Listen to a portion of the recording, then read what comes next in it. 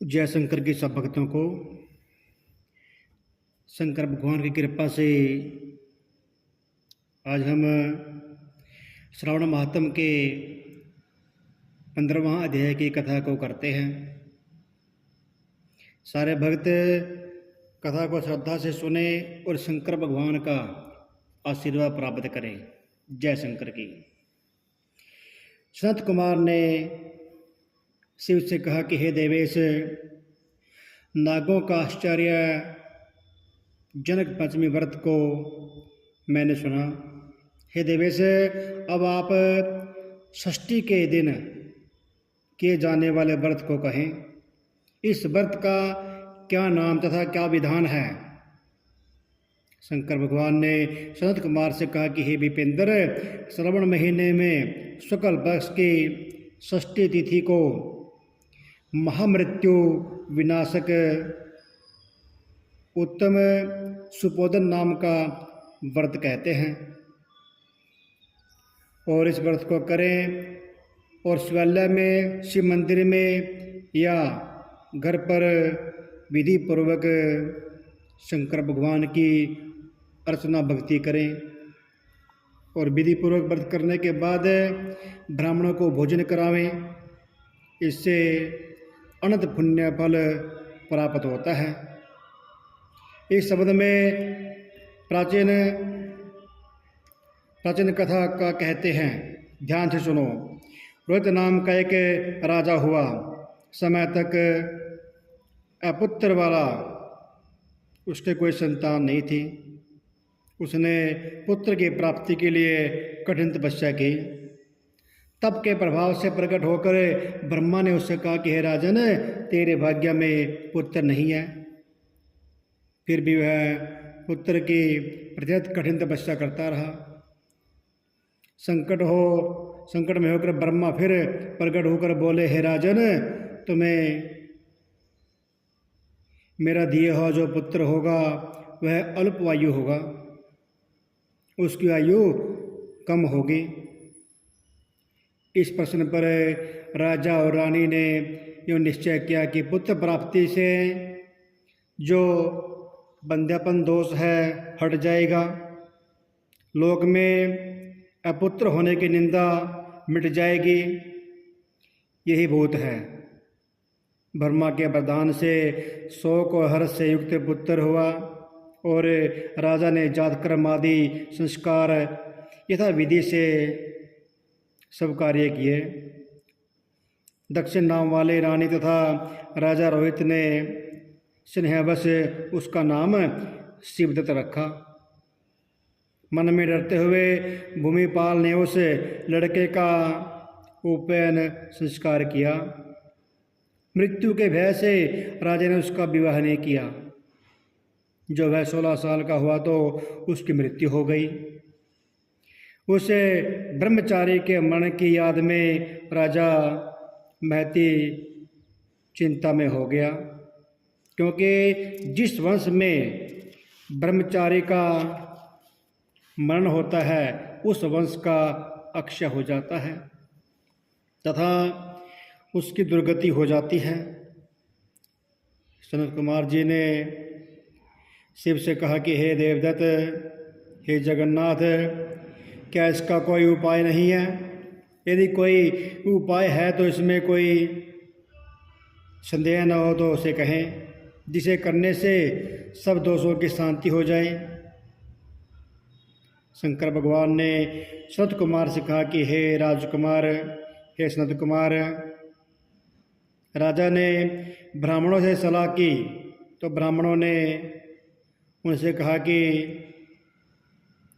इसका अर्क विवाह करने के बाद संस्कार करो, जिससे इसकी दुर्गति नहीं होगी।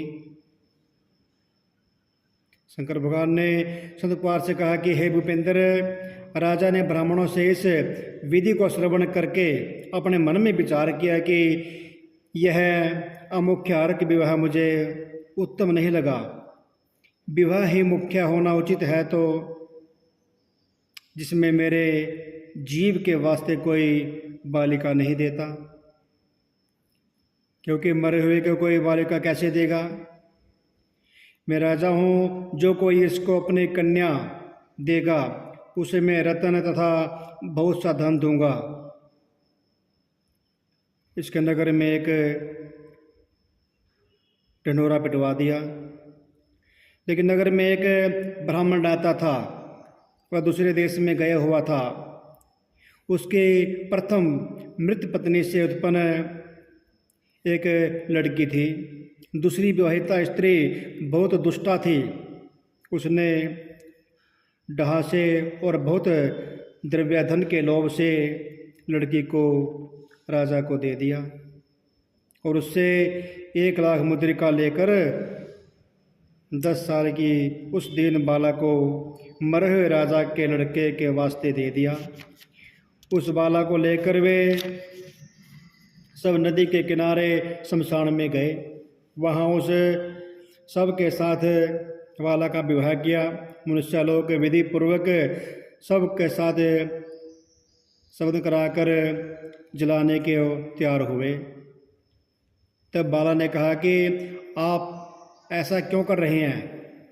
बालक की ऐसी वाणी को श्रवण कर वे सब दुखी होकर बोले कि यह तेरा स्वामी है, इसके देह को जला रहे हैं। यह सुनकर बाल स्वभाव से डरती हुई वह रोने लगी और कहने लगी कि आप मेरे स्वामी को क्यों जलाते हो? मैं जलाने नहीं दूंगी, सब लोग चले जाएं, मैं अकेले ही यहाँ रहूँगी। बालिका का ऐसा हठ देखकर सब करुणा से आलोचित हो वहाँ से चले गए।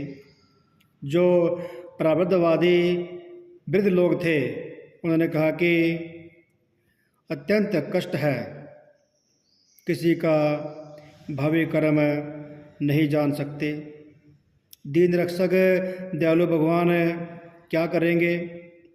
निरश्रेय यह कन्या सपत्न्या भाव द्वारा दूसरी सुतेली माता से बेची गई है, दी गई है। अतः कदाचित देव राक्षस हो तो तब इस बालिका को तथा इस मरे हुए राजकुमार को हमें जलाना नहीं चाहिए। यदि आप सबको हमारी बात अच्छी लगती है तो हम यहाँ से घर चलें। ऐसा विचार करके सब अपने अपने घर को लौट गए। वह भय विलय से अकेली बालिका शंकर भगवान और पार्वती जी को याद करती हुई बाल स्वभाव से न जानती हुई कि यह क्या है, यूँ कहकर विलय हुई। उसकी याद मात्र से करुणा परिपूर्ण सर्वज्ञ पार्वती और शंकर भगवान जी जल्दी ही वहाँ पर आ गए और तेज पुंज वृक्ष पर सवार हुए शंकर भगवान जी और माता पार्वती जी को देखकर उसने प्रणाम किया, पर वे देवता हैं ऐसा उसको ज्ञान नहीं हुआ। उनके आ जाने से उसे बहुत आश्वासन हुआ तथा उनसे बोली, क्या मेरे स्वामी उठेंगे या नहीं? उनके इस बाल भाव तथा दया से आर्ध शंकर भगवान पार्वती ने कहा कि तेरी माता ने सुपोधन नाम का व्रत किया था। तिल तथा जल लेकर उसके फल को संकल्प करके अपने स्वामी को दे दे तो तेरे मरे हुए पति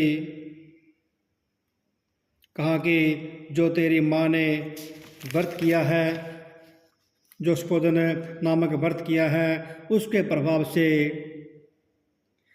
तेरा पति उठ जाएगा। उसने शंकर और माता पार्वती के कथा अनुसार सब संकल्प किया। सुपोधन नामक व्रत के प्रभाव से सिद्धत उठ गया और शंकर भगवान और पार्वती जी ने उस बाला को व्रतोपदेश देकर अंतर्ध्यान हो गए। श्री शंकर जी के जाने पर शिवदत्त ने उसी कन्या से पूछा, तुम कौन हो? मैं कैसे यहाँ आया?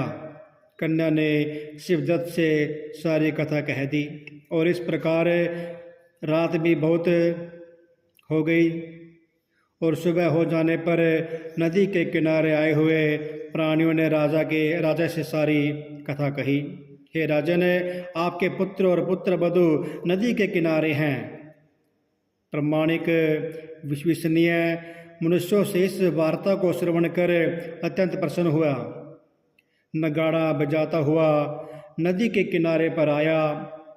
सभी ने राजा की प्रसन्नता होकर स्तुति की। हे राजा, आपका मरा हुआ लड़का फिर कालगृह से लौट आया है। राजा ने पुत्र वधू की प्रशंसा की और कहा कि मेरी स्तुति क्यों कर रहे हो? मैं महान मंदभागी अदम हूँ।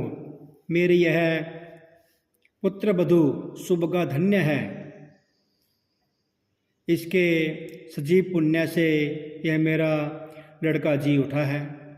यो राजा ने पुत्र वधू की स्तुति की तथा उत्तम द्विजों के दान द्वारा अर्चना किया। मेरे को गांव से बाहर कर जीवित हो जाने पर गांव में प्रवेश करने के निमित्त ब्राह्मण के कहने विधान से शांति की। हे वत्स, मैंने तुमसे सुबोधन नामक व्रत को कहा है। इसे अगर 5 साल करने के बाद उद्यापन करे तो शंकर भगवान पार्वती का पूजन करे और अर्चना करे। चरु तथा आम के पत्तों से सुबह हवन करे और विधि विधान से व्रत में नैवेद्य को और अन्य वस्तुओं का फलों का दान करें। इस तरह व्रत करने मात्र से प्राणी चिरायु पुत्र प्राप्त कर अंत में शिवपुर में जाता है। बोलो शंकर भगवान की जय। श्रवण महात्म की जय।